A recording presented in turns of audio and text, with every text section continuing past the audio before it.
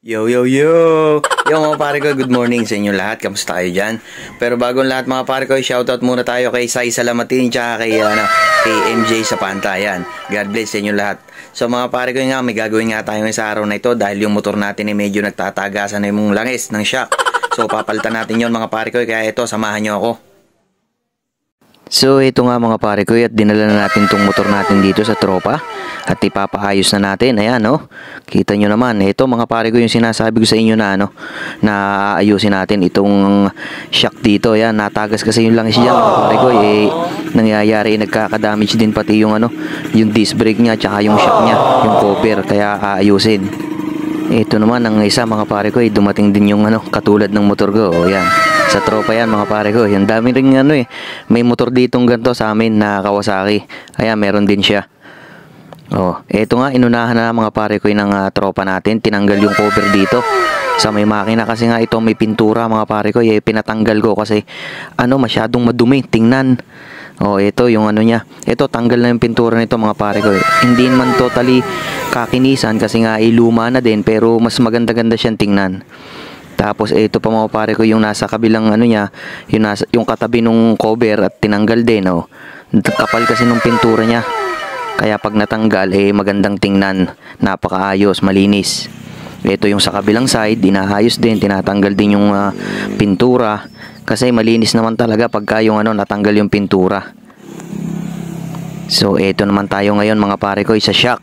Oh, papalitan na yung langis niya, naalisin. At yun nga, yung spring niya inayos din. Tapos nilalaro-laro ni kaibigan kung maganda yung niya pag bounce. So ipapasok na yan dyan mga pare ko, para nga sukatin ang shock natin kung gaano kahaba. Tapos siyempre lalagyan natin yun ng pinaka spacer para hindi siya hindi siya mahugot. Ayan, para humigpit siya ng matindi. Kasi pag higpit niyan talaga tight yan, hindi yan mahuhugot kahit na mag-shock siya ng malakas, kahit na siya malubak. Ganun ang purpose niyan mga pare ko, kaya nilagyan natin ng pinaka pampasikip. Ito naman, kinakalag naman yung tambucho natin dahil pipinturahan to. Kita nyo naman, kalawang na, hindi na maganda ang kulay niya. So tatanggalin natin yan at pipinturahan nga ng itim para maganda tingnan. Ay sana maging maayos. Dito naman natin ngayon bubuksan tong tornilyo na to dahil dito natin isasalin yung langis niya.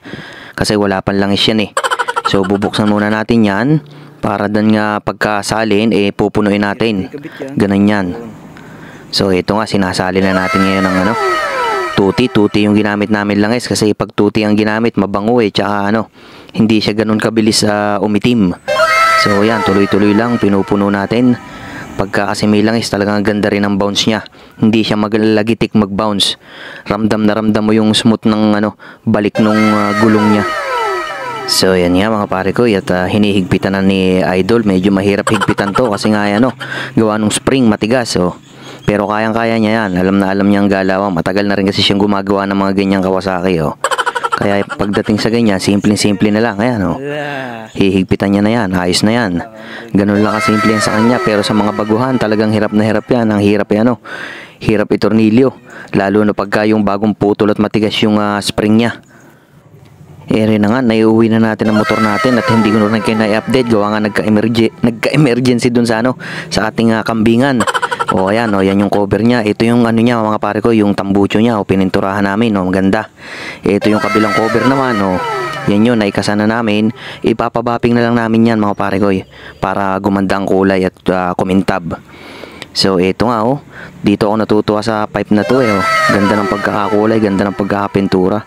At tsaka yung shock natin, ang ganda, wala na siyang tagas. Tuloy-tuloy. Ang ganda ng pagkakasa ng naggawa talaga. So yan nga mga pare ko, ready to go na ang ating motor. Salamat sa inyo at God bless sa ating lahat.